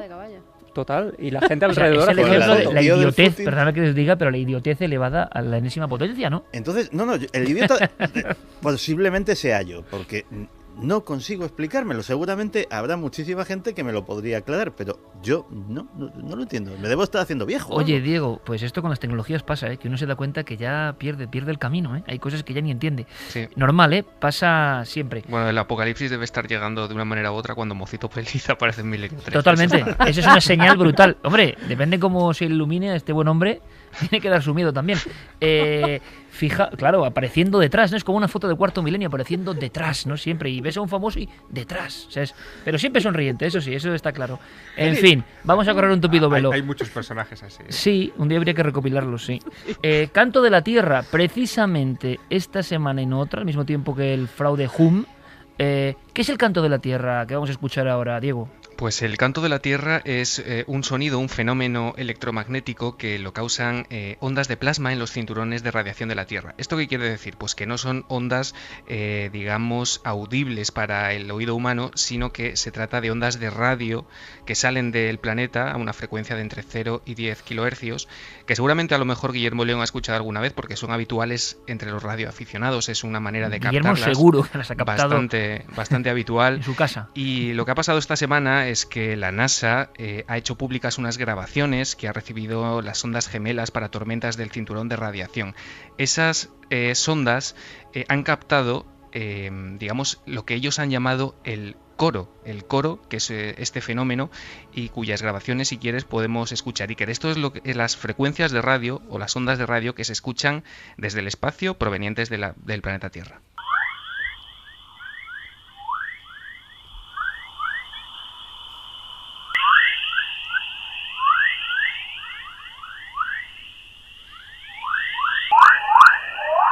Parecía el inicio de la mítica de Robots, de Kraftwerk, ¿verdad? El inicio de la música, o algún videojuego de esos que le gustan a Santi, retro totalmente, ¿no? Tipo Amstrad. Realmente, bueno, ese sonido, ¿no? Nos maravilla todo esto. Una semana de sonido, sin duda alguna. Diego, luego conectamos, compañero. Perfecto, hasta gracias. Ahora. La crónica puntual de lo que está ocurriendo, porque es lo que nos interesa. Por cierto, lo que está ocurriendo, hay que decirlo muy rápido. El viernes que viene, gran parte del equipo, estoy seguro, estará ahí también apoyando al doctor Gaona. Va a ser la presentación de su libro. Exactamente, y hablaremos de muchas cosas, nosotros vamos a estar. Será un placer y me gustaría, de verdad, que los milenarios apoyaran al doctor Gaona. Bueno, toda la información tú vas a está... presentándole el libro. Pero es más que presentar un libro, es decir, en mi opinión es... Sí, es una charla, es compartir casos con la gente y su propia historia, ¿no? Y también el gran valor que está demostrando Gaona, sin lugar a dudas, como científico, demostrando cosas increíbles, inconcebibles. A ver si a Gaona, imagino que muchos le tendrán muchas ganas, porque lo que está haciendo es dar pasos muy interesantes en torno a los enigmas profundos de la realidad, de la vida, de la muerte. Así que, bueno, la información la tenéis en ikerjimenez.com y en el tablón de Nave del Misterio en Facebook, pero creo que es calle Donel 12, mira, nos pilla muy cerca, Javier, centro del Círculo de Lectores, Centro Cultural Círculo de Lectores, ¿no, Javier? Centro Cultural Círculo de Lectores. O'Donnell 12, 7:30 de la tarde, próximo viernes. Y vamos a estar ahí y será un placer. Yo creo que iniciativas como la de Gaona merecen la pena, de verdad, que estemos ahí. Vamos ahora con otros sonidos que también son noticia. Bloop, uno de los grandes enigmas también, año 97 si no me equivoco. Año 97, ¿Cuál es esta historia? ¿Y qué ha pasado? Pues mira, la Administración Nacional Oceánica y Atmosférica de Estados Unidos tenía sumergidos varios micrófonos submarinos en el Pacífico Sur y de repente graban este extraño sonido.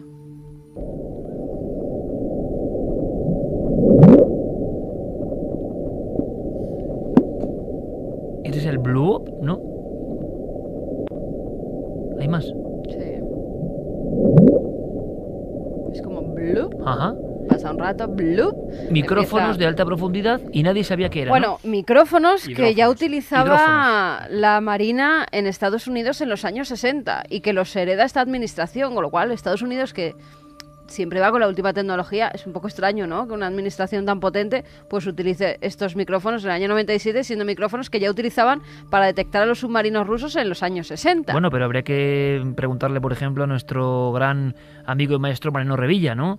Que él lo dice siempre, con los Nagra se grababa mejor que ahora, Es decir, hay instrumental antiguo en el mundo del audio que es difícil de superar, Me imagino que habrán superado la tecnología en el año 97 ya mucho más que... Pero bueno, utilizan esos micrófonos, graban el sonido y ya empiezan las especulaciones. Los científicos en un principio no saben qué es, apuntan a que es un tipo de maquinaria humana, no saben de qué tipo, a un calamar gigante o un pulpo gigante o incluso sonidos que pudiera hacer la ballena azul. Se graban esos sonidos verdaderamente y descartan porque no se parecen en nada, y en la espectrografía que hacen de los sonidos en las pantallas ven que no se parece. Y ahora la Administración Nacional Oceánica y Atmosférica dice que ya ha encontrado la solución. Al parecer son terremotos que se provocan al destruirse los icebergs, es decir, cuando se resquebrajan, cuando se rompen, hacen este tipo de sonidos. Esa es la conclusión a la que han llegado. Claro, pero lo raro de todo esto, que yo creo que puede estar muy bien, pero muchas veces uno dice, bueno, pero entonces habrá como 125.000 sonidos iguales que el bloop, ¿no? Claro, esto además... Porque los icebergs resquebrajándose. Claro, esto además lo interesante del sonido bloop del año 97 es que es captado en el Pacífico Sur por varios micrófonos o hidrófonos, exacto, que están separados entre sí 5.000 kilómetros, por lo tanto... Lo captan a la vez. Exacto, lo captan a la vez, lo registran. Y de lo que estamos hablando, por lo tanto, es de una onda que viaja a gran velocidad y que es muy potente. Tuvo que ser, si se trata de un hielomoto, por aplicar un neologismo. Lo llaman así. Claro, si esto es un hielomoto... ¿Se llama hielomoto? Sí, ellos ponen Icequake. Icequake, claro. Pues tendría que ser algo, en fin, brutal. Y sin embargo... la investigación yo creo que no está concluida porque la Administración Norteamericana del Océano y Atmosférica no ha presentado el informe correspondiente a, por ejemplo, un sismógrafo que hubiera detectado en ese momento algún tipo de impacto en la zona, en fin, del Polo Norte, donde podría haberse producido esa gran Lo que pasa conmoción. que dice que tienen los mismos sonidos ahora captados, ya saben cómo, con esos hidrófonos en el mar de Escocia. Y saben, precisamente porque allí se produce uno de estos terremotos en el hielo, saben que es ese sonido. Lo que no han dado a conocer es todavía el sonido que han grabado en el mar de Escocia para ver si verdaderamente podemos comprobar que se asemeja con el bloop. Puede que tengan perfectamente la razón, pero es verdad que aquí han tardado mucho tiempo, desde el 97, 15 años. 15 años de misterio de un sonido, porque habitualmente, lo estamos viendo con lo del volcán Popocatépetl o cualquier historia, sea lo que sea, el intento de explicación, sea un bólido, sea lo que sea, yo no digo que no lo sea, pero el intento, como mucho, dura 4 o 5 días, ¿no? Y un misterio... Para que haya permíteme, Javier, para que haya una solución, se difunda por la red y la gente crea que ya está solucionado, sea verdad o no. Además, este es un misterio reconocido durante estos 15 años por la NOAA, por esta organización norteamericana que tenía ese sonido puesto en su página web. Es decir, que no había que bucear mucho, nunca mejor dicho, para tropezarse con este enigma, con este interrogante que estaba, en fin, muy visible. Pues vamos a las profundidades, si os parece.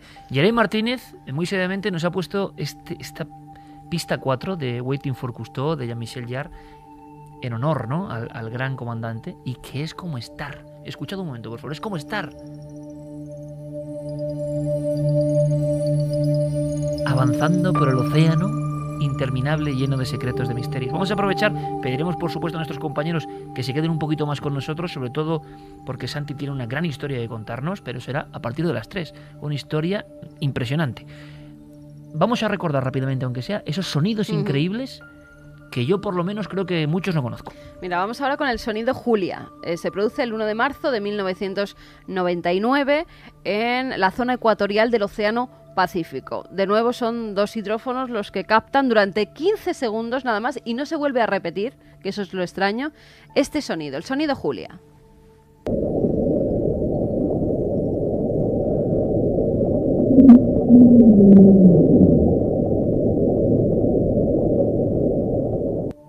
Como una especie de lamento, ¿no? Sí, a mí me recordaba algo de un gran cetáceo o algo así. Sí, o un...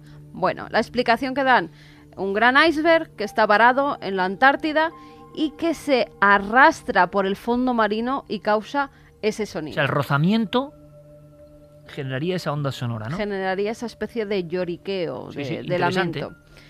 El tercer sonido, el Ash Whip. Agosto de 1991, un sistema de vigilancia de la NOAA graba por casualidad en el Pacífico este sonido.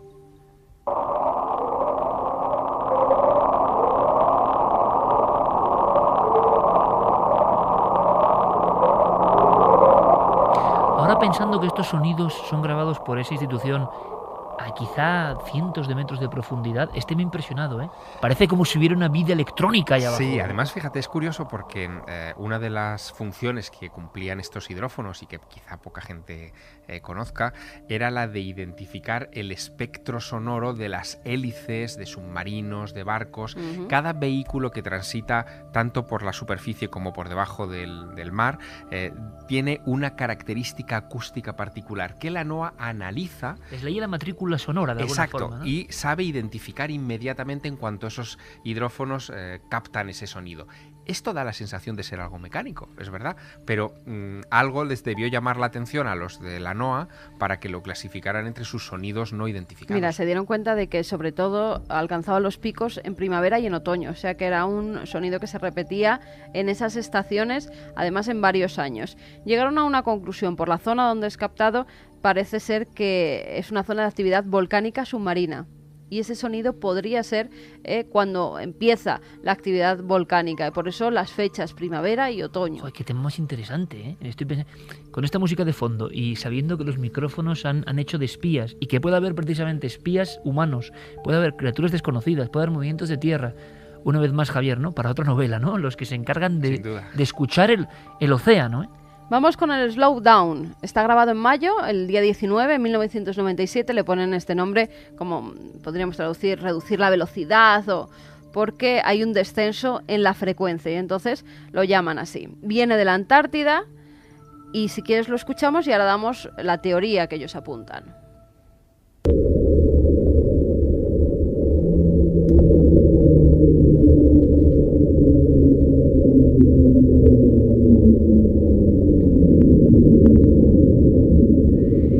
Al mismísimo avión de Belchite, ¿a que sí? Atravesando las profundidades del océano cósmico. Es que tiene algo de psicofonía este trabajo, de estar escuchando en el sonido blanco del océano ese tipo de anomalías. Tiene algo de investigación psicofónica. Estaba pensando lo mismo, Javier, porque el propio sonido del océano, sin más, aunque no haya nada, es ese mundo vetado para nosotros, ¿no? Y no sé, quizá porque nos genera el océano cierto escalofrío de por sí, ¿no? El mundo del silencio que decía Cousteau.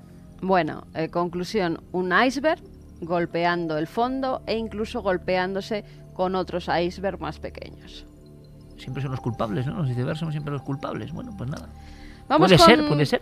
Con este que os va a sorprender. No os voy a decir ni el nombre que le han puesto para ver si vosotros llegáis a esa conclusión, y no lo mires, que lo tienes ahí apuntado porque has visto los cortes. Así que, Iker, tú no vale. Ponnos el sonido, Geray.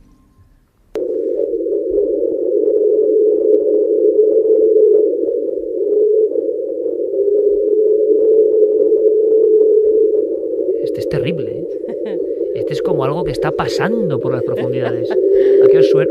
Este da miedo, ¿eh? ¿Os suena algo? Puede ser... Parece como viento también, ¿no? Parece un poco... Sí, un aullido, un soplido. También, bueno, lo llaman el tren. El tren, claro. Es como el rozamiento de la locomotora de las locomotora con los raíles. Es grabado en 1997. Además, en este caso, como habréis notado, es un zumbido constante. Y la conclusión es la misma. Qué terrible es este tema. Un iceberg arrastrándose por el fondo. Lo que pasa que deben ser icebergs muy diferentes porque todos tienen un sonido distinto. Hombre, pero es que debe ser así. Sí, claro, por densidades, por tal. Pero en fin, curiosamente tiene mucho que ver, o se parece algo, ¿verdad, compañeros? A los sonidos de los animales. Hablábamos de la ballena que hablaba, ¿no? Totalmente. Hace poco. Pero se parece un poco a esas conversaciones. El whistle o silbido. Ajá. Este es muy peculiar porque antes Javier lo apuntaba, son captados por diferentes micrófonos submarinos, y entonces más o menos se puede saber la zona por la que están. Viendo la distancia que hay entre uno y otro que lo capta, así miden más o menos dónde se genera ese sonido. En este caso se obtiene por un solo micrófono, con lo cual no saben de dónde viene. Vamos a oírlo.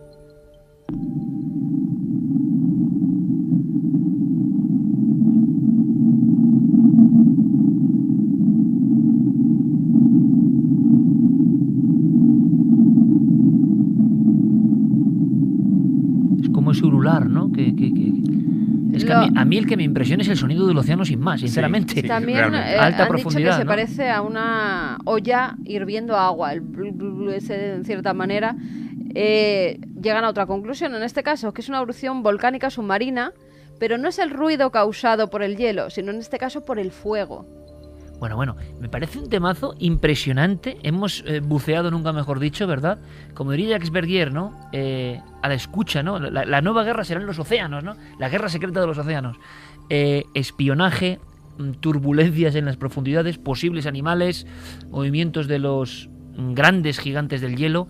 La agencia norteamericana, con sus hidrófonos, pone ahí esa especie de oreja metálica para que escuchemos el mundo de las profundidades. ¡Qué maravilla!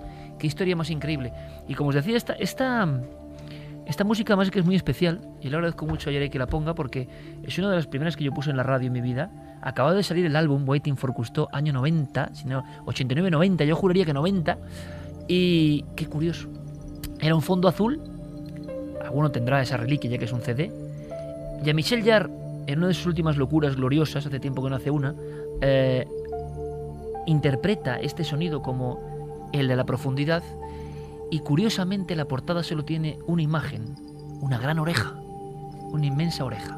Hoy la hemos puesto, ¿no?, para saber qué hay ahí abajo. Sorprendente, hemos hablado de ese racismo milenario brutal de los agotes, hemos sabido algo más de Marte, hemos viajado por los sonidos, pero nos quedan cosas muy interesantes a la vuelta, realmente increíbles, que conectan futuro noticia con algo que parece que viene del pasado y que es un gran misterio. Ahora todas las noticias con nuestros compañeros, por supuesto, y en apenas unos minutos regresa el equipo de Milenio 3.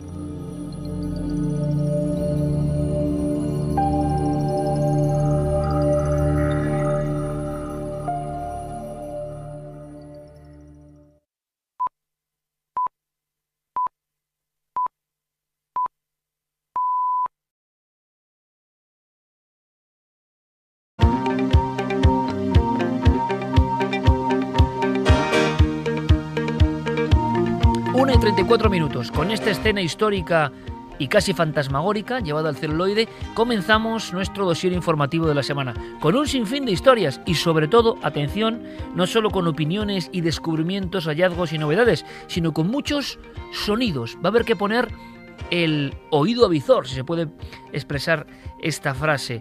Vamos a tener que casi acercarnos a las profundidades para intentar atisbar algo que para muchos es un misterio y que para otros es pura cuestión geológica. Pero esta semana, en estos 7 días, todo esto también, como esa caja de huesos, ha surgido a la luz. Carmen, buenas noches. Buenas madrugadas. Porque Iker. esta noche vamos a hablar de ese sonido, entre otras muchas cosas, de bloop. Exactamente. Ha sido siempre un misterio, ¿no? Que se grabó en 1997. Se han dicho todo tipo de cosas, desde que había monstruos submarinos y que podía ser un calamar gigantesco que emitiera esos sonidos. Bueno, pues ahora parece que se ha descifrado el bloop y otros sonidos que ha grabado también la administración de Estados Unidos. Lo que ocurre es que vamos a aprovechar para hablar de sonidos extraños en las profundidades que nos van a sorprender. Mucho.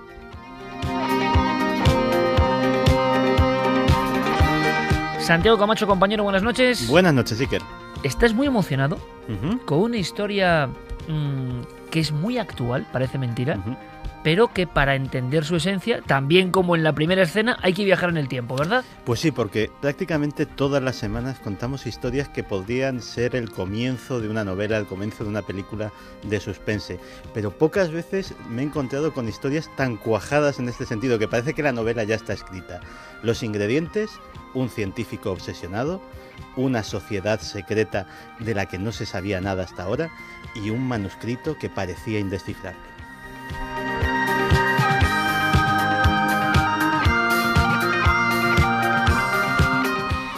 Van a pasar muchas cosas esta noche y espero que nos acompañéis. Claro que sí, como siempre, queremos disfrutar con vosotros del auténtico misterio, del misterio actual, de lo que está ocurriendo ahora mismo, que muchas veces nos hace echar la mirada atrás. Pero también hablamos de cosas que están pasando en estos días. Javier Pérez Campos, compañero, buenas noches. Vamos a ver si te escuchamos bien. Javier, de nuevo, buenas noches. Buenas noches. Ahora sí. Había ahí una especie de extraño mutismo. ¿Será que no quieren que hablemos de fenómeno ovni? En la franja final del programa vamos a hablar de varios casos. De nuevo, fuerzas de seguridad del Estado. Y algo que a ti sí que te gusta mucho, porque es un caso como clásico, un caso antiguo, un caso de persecución tipo años 70, familia o una pareja aterrorizada, luz a poca distancia y pánico en la carretera. Y precisamente, Iker, en una semana en la que los medios de comunicación... León, con todo previsto ya en la web, en ikerjimenez.com. Y también vías de contacto abiertas, por ejemplo, para que opinéis de esto que está pasando supuestamente en Marte, Carmen. A través del correo electrónico, como siempre, milenio3@cadenaser.com, y en las redes sociales nos pueden buscar en Nave del Misterio, en Twitter, en Facebook y en Google+.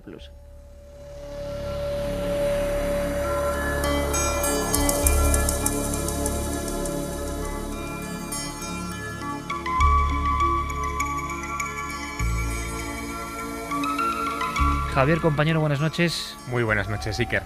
A mí que estos acordes siempre me han puesto los pelos de punta. Y a mí también. ¿Verdad? Y además, quizás sean los más propios que tenemos en nuestra discoteca para hablar del tema que va a abrir Milenio 3 esta noche, que es Marte, el misterio marciano. Quizá, y por aquí podríamos empezar la crónica de lo que viene a continuación, habría que reflexionar sobre cómo apenas una frase pronunciada en la Radio Nacional Pública de los Estados Unidos, en la NPR, de apenas 3 segundos, ha conseguido crear una conmoción mundial. Una frase que, por cierto, yo no he oído reproducida en ningún medio de comunicación español en estas fechas, y mira que se ha hablado y se ha ido dando una frase de 3 segundos. Una frase de 3 segundos. Monta el tsunami marciano. Una frase de 3 segundos que me gustaría que escucharas. Es la frase pronunciada por John Grotzinger este pasado martes, día 20, por la mañana, en el programa matinal estrella de la radio pública norteamericana, donde, en fin, anunciaba que había un descubrimiento a punto de darse a conocer. Escuchamos a John Grotzinger.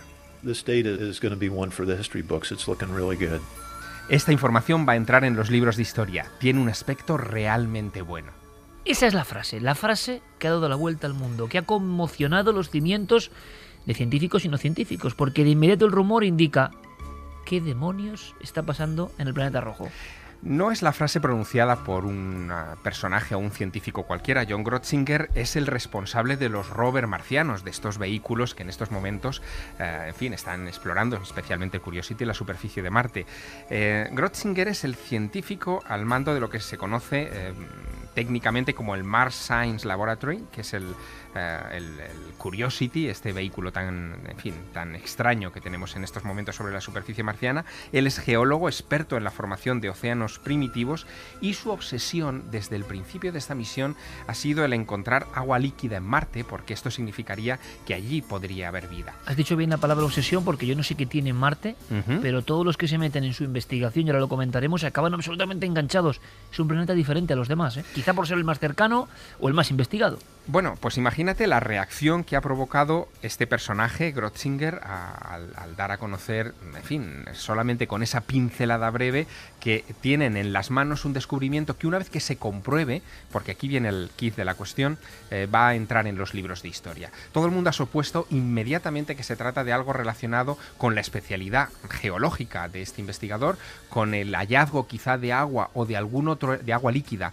o de algún otro elemento que permita la vida en el planeta Marte, y que, en fin, está siendo meticulosamente confirmado por el equipo que está detrás de este asunto, para darse a conocer en una fecha que ya está anunciada, el próximo 3 de diciembre. Hombre, desde luego, Javier, yo quiero que Santi por lo menos luego me diga más o menos qué se rumorea en su mundo, en ese otro mundo que no es Marte, es el mundo de la conspiración, lo alternativo, porque lo que sí es extraño es que algo que se está trabajando con esta minuciosidad, claro, hoy en día con las redes sociales uno dice las indiscreciones de todo tipo de personajes, a mí me dejan alucinado, pero a este nivel, que alguien sea indiscreto, no sé, o no ha sido indiscreto. O quizá no ha sido indiscreto, efectivamente. Quizá lo que ha hecho ha sido, en fin, lanzar un globo sonda para ver qué repercusión podría tener este asunto, porque lo ha hecho en una entrevista que sabía que iba a tener mucha audiencia, que ha tenido efectivamente mucha repercusión y mucho eco en otros medios de comunicación, pero es que además yo creo que lo ha hecho para también acallar algo que hemos comentado en este programa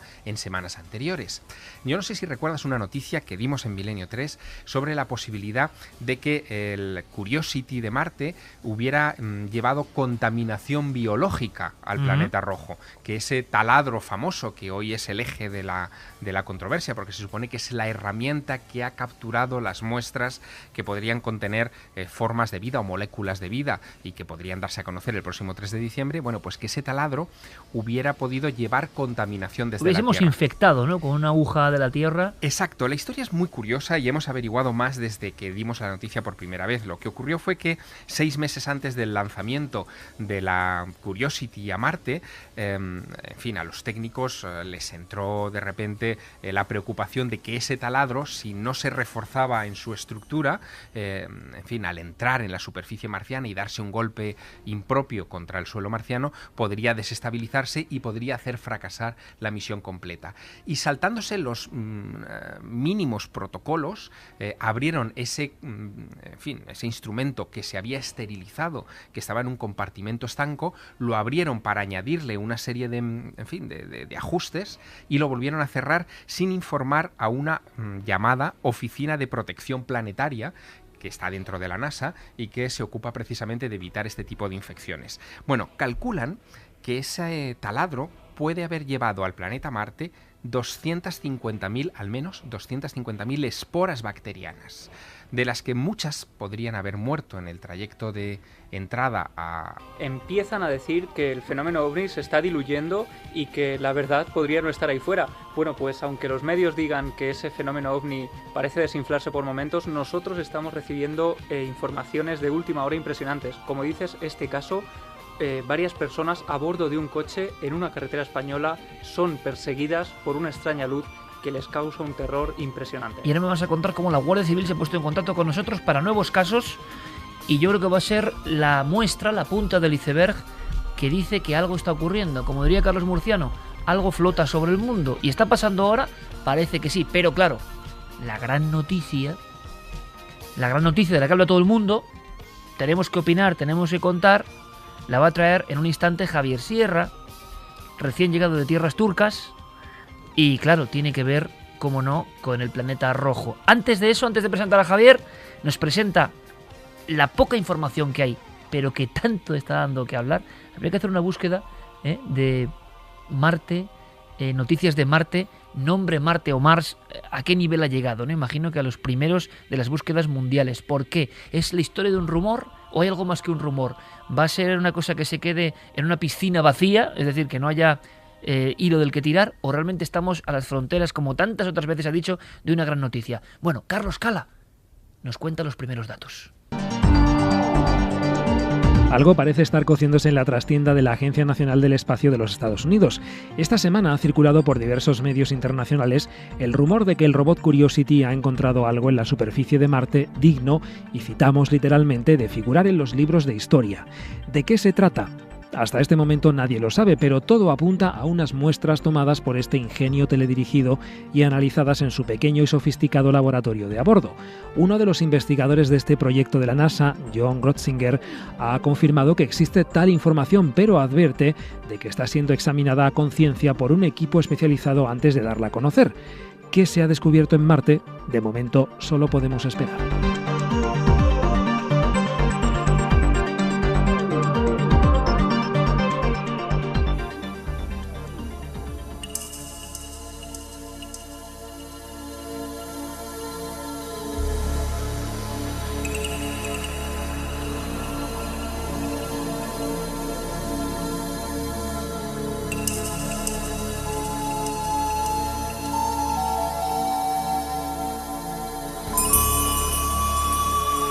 menos 20, el maestro Vangelis con su lluvia metálica, lluvia propia quizá de mundos lejanos como el marciano, por supuesto, para iniciar este viaje de esta noche con Fermín Agustí, con Geray Martínez en los mandos técnicos y, por supuesto, con todo el equipo habitual, que es mucho y que irá apareciendo, y con Guillermo.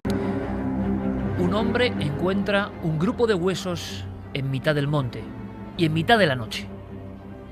Es una escena grabada por las cámaras. Este campesino recorre un largo trecho, caminos sin nombre, hasta llegar a una barriada, con un urbanismo excepcionalmente extraño, diferente a los pueblos que colindan en el llamado Valle del Baztán. Hablamos de una de las zonas más hermosas sin duda de España, un lugar idílico, pero un lugar, y esta noche lo vais a descubrir, donde aconteció una historia horrible prolongada durante un milenio.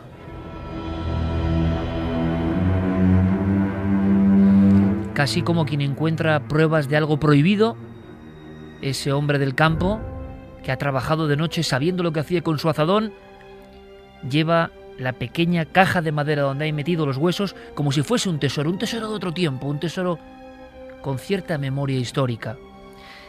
Las calles por las que va caminando en mitad de la madrugada son diferentes a las demás, porque sobre las puertas no hay blasones, no hay recuerdos de hidalguía, no hay esa grandeza con títulos nobiliarios que se reparten por todo el Valle del Baztán. Podríamos decir que este hombre que ha encontrado los huesos en el monte está atravesando un gueto con muchos siglos a su espalda. Pero, ¿quién vivía en ese gueto antiguo? ¿Por qué ocurre esto hoy, si es que ha ocurrido así? ¿De quién son esos huesos? Hay muchos más huesos en montes del Baztán que hablan de una historia de etnia maldita. ¿Es posible que una etnia maldita, una etnia secularmente marginada, una etnia a la que se relacionaba con el maligno directamente y con pactos antiquísimos, es posible que todo eso siga vivo hoy, en el 2012? ¿Es posible que un equipo se encuentre con la sensación de que el estigma no ha pasado? ¿Quiénes eran esos hombres que hoy solo son huesos en mitad del monte? Esta noche vamos a descubrirlo.